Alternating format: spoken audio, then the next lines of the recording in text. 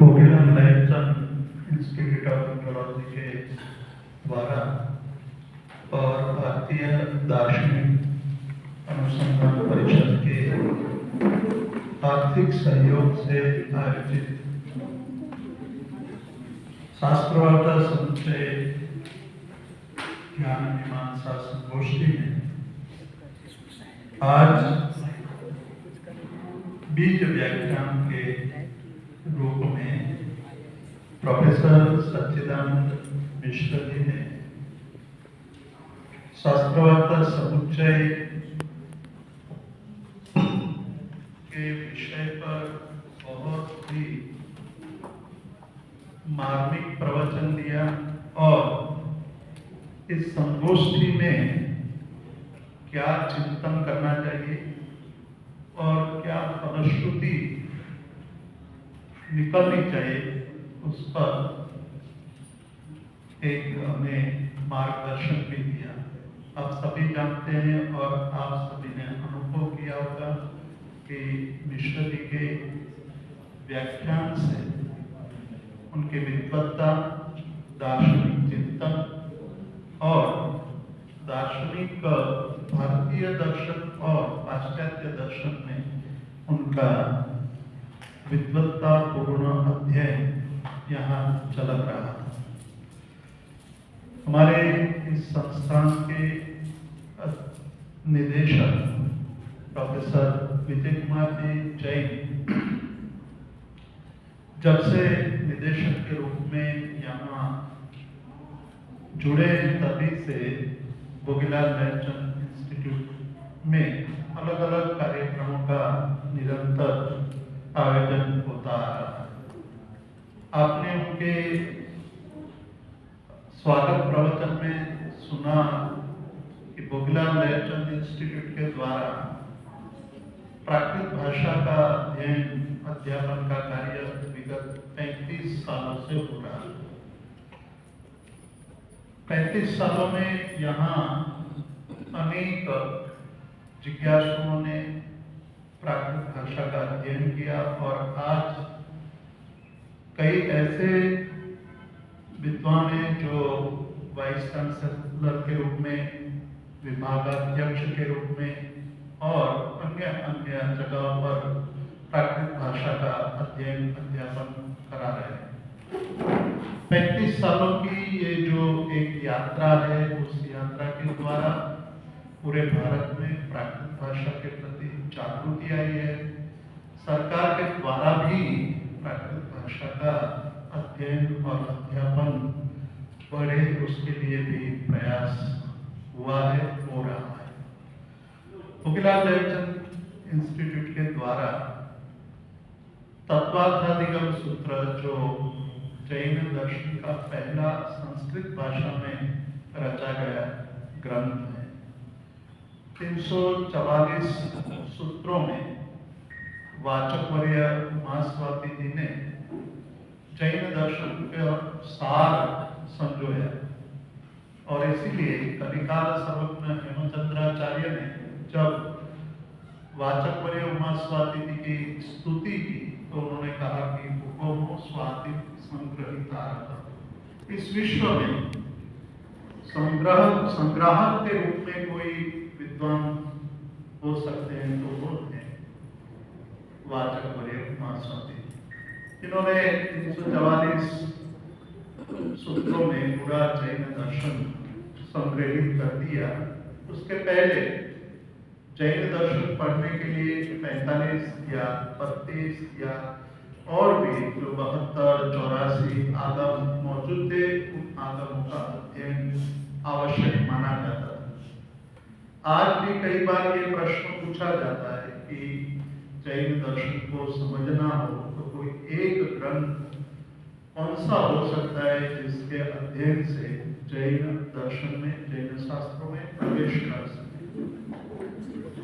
कुछ वर्ष पहले, करीब 3 दशक पहले, ड्यूक ऑफ एडिनबर्ग में एक योजना बनाई गई कि विश्व के प्राचीन धर्मों के मूल ग्रंथों का अंग्रेजी भाषा में अनुवाद किया जाए, जिसके कारण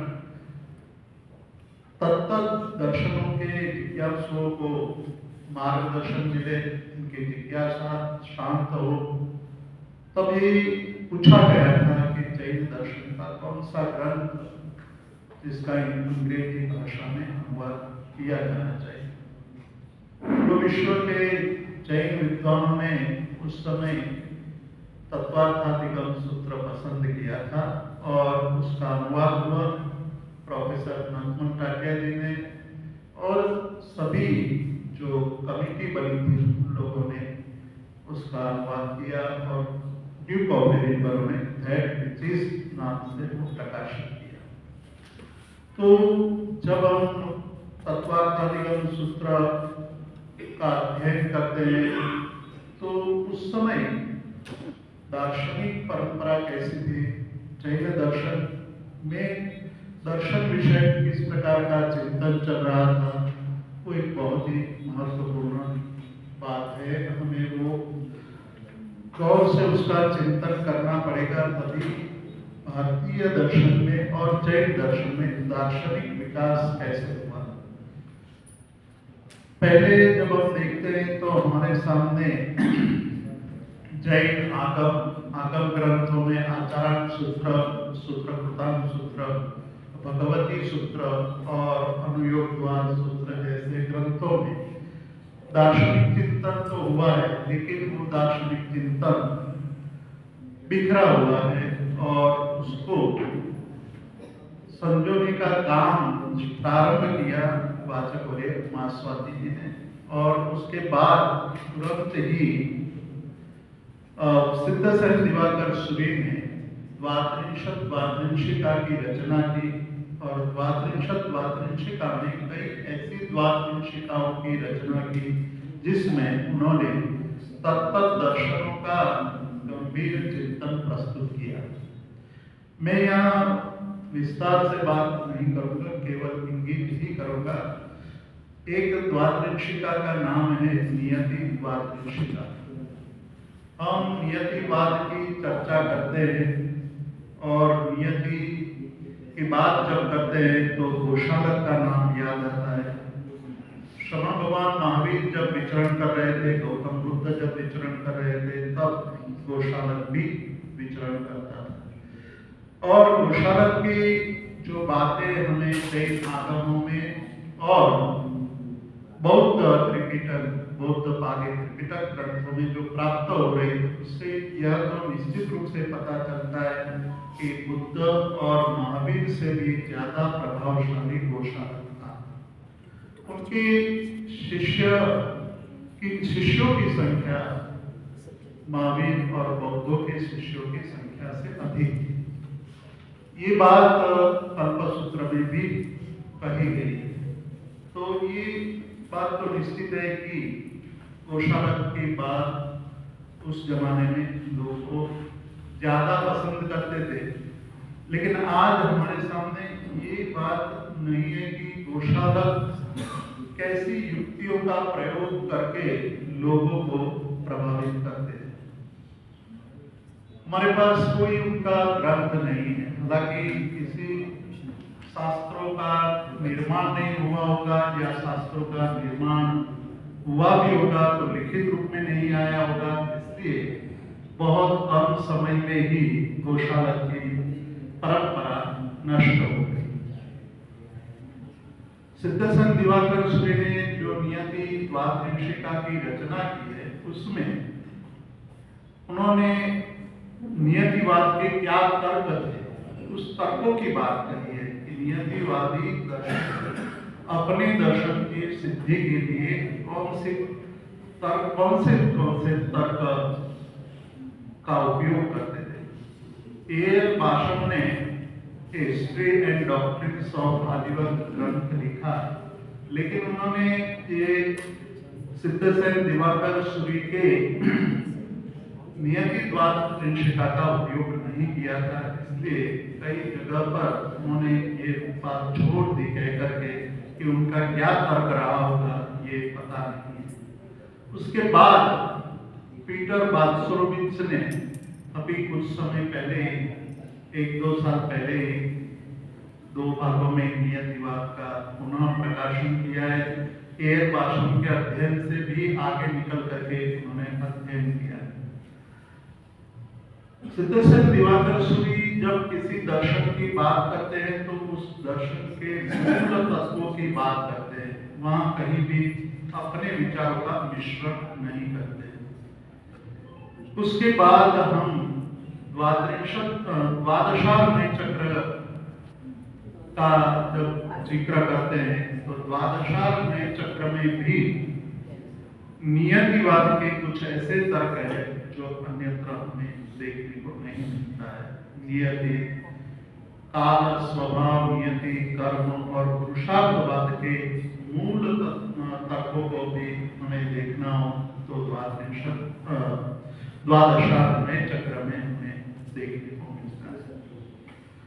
ये मैं एक परंपरा बता रहा हूँ जैन धर्म की शास्त्रवाद का समुच्चय की जो रचना हुई वो जैन परंपरा में जैन धर्म के दार्शनिक चिंतन के विकास में आचार्य हरिभद्र सूरी के पास कैसे ये विचार आया होगा कि दर्शनों की बात करें, दर्शनों की मुख्य बातें करते हुए उसकी विशेषताओं की बात करें और उसके तुरंत बाद उनकी जो बातें हैं उसमें जो मर्यादाएं हैं वो मर्यादाएं दूसरे दर्शन के द्वारा बताएं और उस दर्शन के खंडन की बात, गर्भित रूप से खंडन की बात की जाए। तो आचार्य हरिभद्र सूरी ने द्वादशार्णय चक्र की ही जो पद्धति है उसका अनुकरण किया है। हालांकि द्वादशार्णय चक्र में जो बातें कही है उस बातों का यहाँ अलग ढंग से प्रस्तुतिकरण हुआ है। द्वादशार्णय चक्र में 12 पार है, 12 चैप्टर है और प्रत्येक चैप्टर में तत्व दर्शनों का पक्ष प्रस्तुत किया गया है और अंत में वो दर्शन जो मान लो चार्वाक दर्शन है या सांख्य दर्शन है या बौद्ध दर्शन है, उनकी बातें जैन आगम में कहाँ संगत होती है वो अंत में बताया है कि जैन आगम की इन पंक्तियों से इनके विचारों को पुष्टि मिलती है। उसके बाद तुरंत ही दूसरे दर्शन के द्वारा पूर्व दर्शन का खंडन किया गया और पूर्व दर्शन के खंडन में भी इतना संयम बरता गया है कि कहीं भी उसके साथ ये नहीं कहा गया कि ये दर्शन गलत है, ये दर्शन की दृष्टि गलत है, किंतु उनकी मर्यादा को दिखाया है और अंत में कहा कि यह एक चक्र है और चक्र वो जब आपको पूर्ण करते हो तभी वो चक्र रथ का पहिया बन सकता है और उससे गति प्राप्त होती है। तो 12 और बना करके एक चक्र की बात कही, तुम्ब की बात कही, बीच में जो सभी और जहाँ मिलते हैं उसको तुम्ब कहा है। तुम्ब में उन्होंने कहा कि वही जैन दर्शन है। सिद्धसेन दिवाकर सूरी ने भी जब ग्रंथ लिखा सम्मति तर्क, तो सम्मति तर्क में भी कहा उन्होंने अंतिम कांड में कि सर्वे मिथ्या दर्शन समस्त जैन दर्शन, कि सभी मिथ्या दर्शनों का समूह ही जैन दर्शन है। यानी कि एक भी मिथ्या दर्शन का आप त्याग करते हैं या छोड़ देते हैं तो आप जैन नहीं है। तो जैन दर्शन की ये विशेषता रही है कि सभी दर्शनों में जो विशेषता है उस विशेषताओं का स्वीकार करना और उनकी मर्यादाओं को भी नजर समक्ष रखना। इसीलिए नयवाद जैन दर्शन का महत्वपूर्ण सिद्धांत है और नयवाद को लेकर ही इस शास्त्रवाद का समुच्चय में जो बातें कही है उन बातों को हमें समझना चाहिए। जो 7वां स्तबक है जिसमें जैन दर्शन की बात कही है और जैन दर्शन की उत्पाद अध्याय जो तत्वाधिगम सूत्र में वाचस्पति जी ने 5वें अध्याय में सत की व्याख्या करते हुए जो कहा कि उपाध्यय और ध्रुवयुक्त वही सत है। यह प्रश्न तो पूछा गया था इंद्रभूति गौतम जो श्रमण भगवान महावीर के प्रथम ग्रंथ थे। उन्होंने जब पहला संयोग हुआ तब श्रमण भगवान महावीर को यह प्रश्न पूछा था कि तमते किम तत्व, हे भगवान तत्व क्या है। और इस जिज्ञासा के जवाब के रूप में श्रमण भगवान महावीर ने यह कहा था कि उपनेयी वाह कहने से जो जिज्ञासा है वो जिज्ञासा की पूर्ति नहीं हुई थी, इसलिए उन्होंने पुनः वही प्रश्न पुनः पूछा था कि बनते किम तत्व। तब उन्होंने कहा विगमेयी वाह और बाद में ध्रुवेयी वाह। उसी से यह जैन दर्शन का प्रारंभ होता है, यानी तत्व जिज्ञासा से ही जैन दर्शन का प्रारंभ होता है कि किम तत्वम तत्व क्या है और उस तत्व का स्वरूप समझने के लिए उपनेयी वा विगमेयी वा ध्रुवेयी वा की बात करें। तो जो ये हमें शास्त्रवाद का समुच्चय और उसके रचयिता के बारे में उसकी पृष्ठभूमि हमें थोड़ी देखना चाहिए। हरिभद्र सूरी आचार्य हरिभद्र सूरी पूर्वावस्था में पुरोहित थे, वेद वेदांत आदि के प्रकांड विद्वान थे। एक सात्विकी के परिचय में आने से वैराग्यवान बने और जैन दीक्षा ग्रहण की। तो उनके अंदर अनेक विषयों का ज्ञान था, पांडित्य था, मानसिक और आध्यात्मिक ऊर्ध्वगामी वलन जो हमें उनमें दिखाई देता है वो एक उनकी विशेषता है। अन्य दर्शनकारों में भी पांडित्य हो सकता है, विषयों का ज्ञान हो सकता है, लेकिन वो मानसिक और आध्यात्मिक ऊर्ध्वगामी जो उनकी भावना होती है वो बहुत कम देखने को मिलती है। तो आचार्य हरिभद्र सूरी बहुश्रुत थे, साथ ही साथ उनका निष्पक्ष दृष्टित्व था। उन्होंने स्व या पर संप्रदाय के भेद को ध्यान में रखे बिना ही हर एक दर्शन में से जो श्रेष्ठ बातें थी उन बातों को प्रस्तुत की। और जब जब वो अन्य दर्शनकारों की बात करते थे तब तब अन्य दर्शनकार को बहुत ही बहुमान पूर्वक उनको याद करते थे। जैसे पतंजलि को याद करते तब महामुनि कहते हैं, और इसी ग्रंथ में मतलब शास्त्रवाद का समुच्चय में जब शांत रक्षित को याद करते हैं तब वो कहते हैं कि वो सूक्ष्म दृष्टि है। शांत रक्षित का जो तत्व संग्रह है उसके साथ शास्त्रवाद का समुच्चय की तुलना की जाती है। हालांकि शास्त्र तत्व संग्रह बहुत बड़ा ग्रंथ है। ये जो ग्रंथ है शास्त्रवाद का समुच्चय उसकी अपेक्षा 4 गुना ज्यादा बड़ा है। मतलब कि 3646 श्लोक है और शास्त्रवाद का समुच्चय के केवल 700 श्लोक है। तत्व संग्रह में 26 परीक्षा है, अलग अलग दार्शनिक विचारों की परीक्षा की गई है, लेकिन यहाँ केवल 11 प्रकरणों में 11 स्तबकों में दार्शनिक चिंतन के मुख्य विषयों के को ही स्पर्श करते हुए अपने विचार प्रस्तुत किए हैं। और अंत में उन दर्शनों के साथ जैन दर्शन का क्या संबंध बन सकता है वो भी बात उन्होंने कही। जैसे कि सांख्य दर्शन का प्रकृति तत्व है, उसको उन्होंने कहा कि जैन दर्शन में भी कर्म प्रकृति है और कर्म प्रकृति सबसे बलवान है। कर्म प्रकृति के कारण ही ये सारी सृष्टि है। सिद्धर्षि गणि ने जब उपमिति प्रपंच कथा ग्रंथ लिखा तब उन्होंने कहा कि कर्म परिणति राजा है और उसके कारण ही संसार के सभी कार्य चलते हैं। यदि कर्म राजा शांत हो जाए तो मुक्ति हो जाती है। तो ये कर्म प्रकृति जिस तरह से सांख्य में प्रकृति बलवान है उसी प्रकार जैन दर्शन में कर्म प्रकृति बलवान है।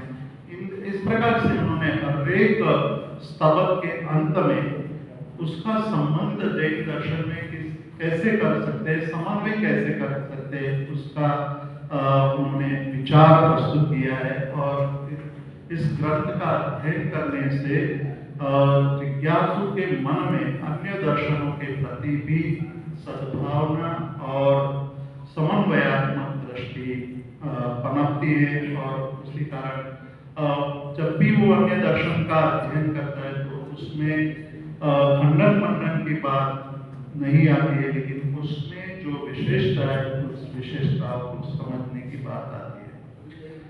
शास्त्रवाद समुच्चय, इस पर उन्होंने खुद ने दिक्प्रभा नाम के जो टीका लिखी है, छोटी सी टीका है और प्रकाशित भी हुई है।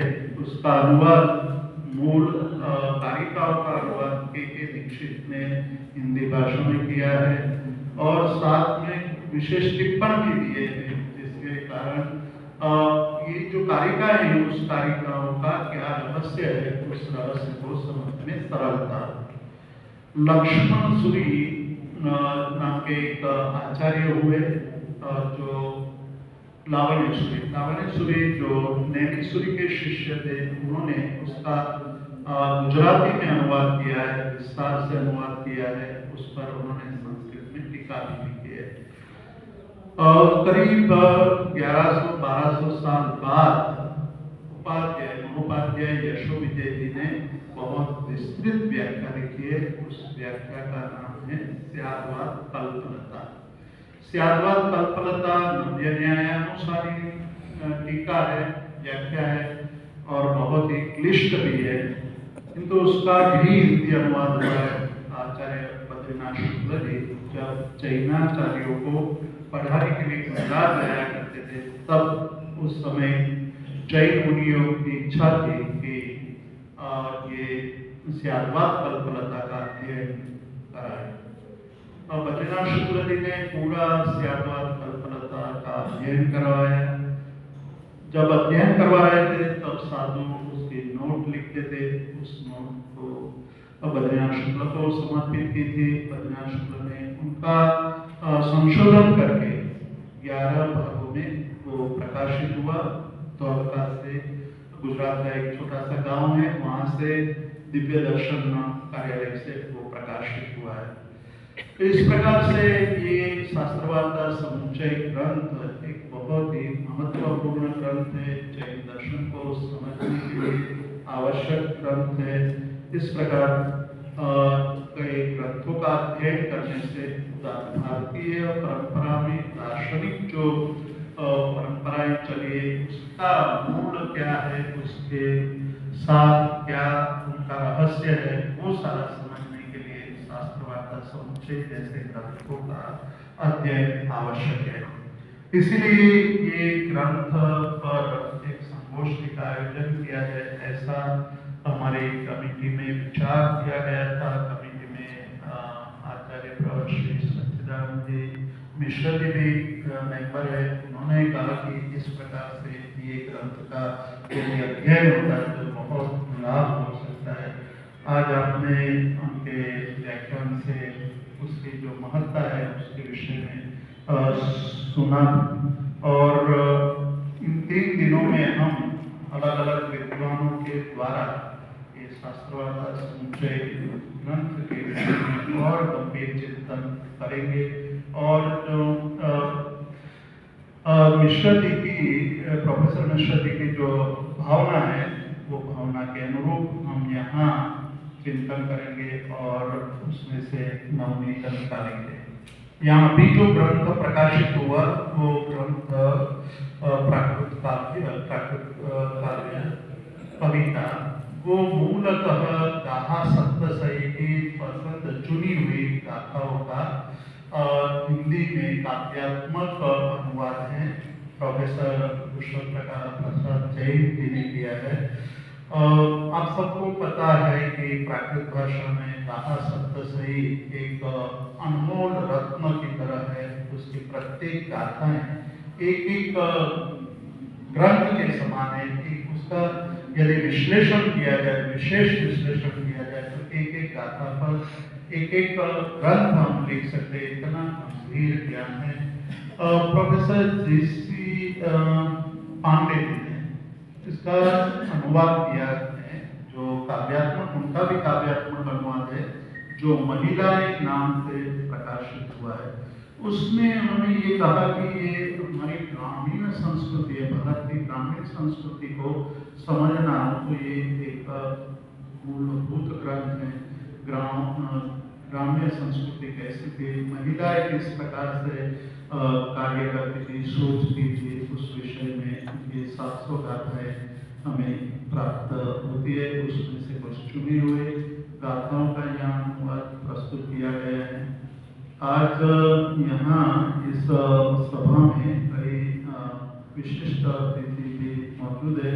हमारे स्वागत प्रवचन में ये विजय जी ने नामोल्लेख तो किया है, किंतु किसी के नामोल्लेख नहीं किया गया हो तो मैं पुनः उन सभी का स्वागत भी करता हूँ। हमारे जो यहाँ स्मारक के ट्रस्टीगण हैं, विपिन जी और अशोक जैन जी, दोनों इस संस्थान को किस तरह आगे बढ़ाना चाहिए और किस प्रकार से हमें आगे भारतीय विद्या का अध्यापन का कार्य आगे बढ़ाना चाहिए, उसके लिए सतत चिंतित होते हैं, बार बार मार्गदर्शन भी देते हैं और आगे ले जाने के लिए सहयोग भी करते हैं। आज ये ग्रंथ का जो आर्थिक सहयोग डीके जैन साहब ने किया है, दर्शन कुमार जी यहाँ जो एक स्कूल चल रहा है स्मारक में, करीब 3000 बच्चे यहाँ पढ़ते हैं और दिल्ली की जो श्रेष्ठ स्कूल्स हैं उसमें ये पहले 10 में ये इसका क्रम आता है। उसका प्राण कोई हो तो ये डीके जैन साहब है और डीके जैन साहब पूरा जीवन लगाया है और जीवन लगा करके ये मृगावती जी महाराज जिनका यहाँ फोटो लगाया है, मृगावती महाराज की इच्छा थी कि यहाँ एक विश्व विख्यात इंस्टीट्यूट हो, बच्चों का स्कूल हो और दर्शन ज्ञान चरित्र की यहाँ साधना हो, अर्थात मंदिर हो, स्कूल हो, संशोधन हो। इसलिए वो सतत चिंतित थे। उन्हीं की प्रेरणा से ये स्कूल की स्थापना हुई, बीएल इंस्टीट्यूट ऑफ इंडोलॉजी की स्थापना हुई। बीएल इंस्टीट्यूट ऑफ इंडोलॉजी में हमारे पास 30,000 से अधिक पांडुलिपियां हैं, जो उत्तर भारत में सबसे ज्यादा पांडुलिपियों का संग्रह है और बहुत ही महत्वपूर्ण पांडुलिपियां इस संग्रह में मौजूद है। हमारे पास 3000 से अधिक पांडुलिपियां प्राकृत भाषा की है। जब ये प्राकृत भाषा के अध्ययन की बात चली तब हम लोगों ने इसका विश्लेषण किया था, तब विजय जी ने ये निकाला कि हमारे पास 3000 से अधिक प्राकृत भाषा की पांडुलिपियां हैं। प्राचीन संस्कृत और प्राकृत भाषा अपभ्रंश भाषा की पांडुलिपियां हैं। तो इस प्रकार से एक समृद्ध ज्ञान संग्रह, ज्ञान भंडार है और हर साल अलग अलग सेमिनारों का आयोजन होता है। और यहाँ हमारे साथ टोपी पहनने वाले एक ही टोपी वाले हैं, वो है फूलचंद जी जैन। हमारे साथ श्रीनेत्र जी है जो यहाँ 2 महीने से विदेशी विद्वानों के द्वारा यहाँ संशोधन और संपादन लेखन कार्य का कार्यशाला चला रहे हैं। अशोक कुमार सिंह है जो हमारे पूर्व इसी संस्थान में कार्य करते थे। यहाँ आए हमारे एसपी शुद्धात्मा प्रकाश जैन जी है, गणेश जी है, योगेश जी है और भी विद्वान है अपने अरिहंत जो पूरे भारत विद्वान है, पत्नी जी विद्वान है, बेटे तीनों विद्वान है, बेटों पोते पोतिया भी विद्वान है और टोपी एक ही विद्वान पहन रहा है। तो ऐसे विद्वान का हम लोग यहाँ स्वागत करते हैं। धर्मेंद्र कुमार धर्मचंद जी जैन बहुत बड़े विद्वान प्राकृत के हैं और क्षेत्र में उन्होंने बहुत काम किया और सरकार में भी प्राकृत भाषा का प्रचार प्रसार के लिए बहुत कार्य किया है। उसका भी मैं स्वागत करता हूँ। और धर्मचंद जी जैन, ये हमारे लिए सबके लिए एक बहुत बड़ा गौरव का स्थान ले सके ऐसे विद्वान हैं जिन्होंने जैन धर्म, बौद्ध धर्म, जैन दर्शन, बौद्ध दर्शन और भारतीय दर्शनों में इतना सारा काम किया है कि उसके कारण हमें दर्शनों की बातों को समझने में सरलता प्राप्त होती है। उन्होंने अभी आगमों पर एक परिचयात्मक पुस्तक, हाँ,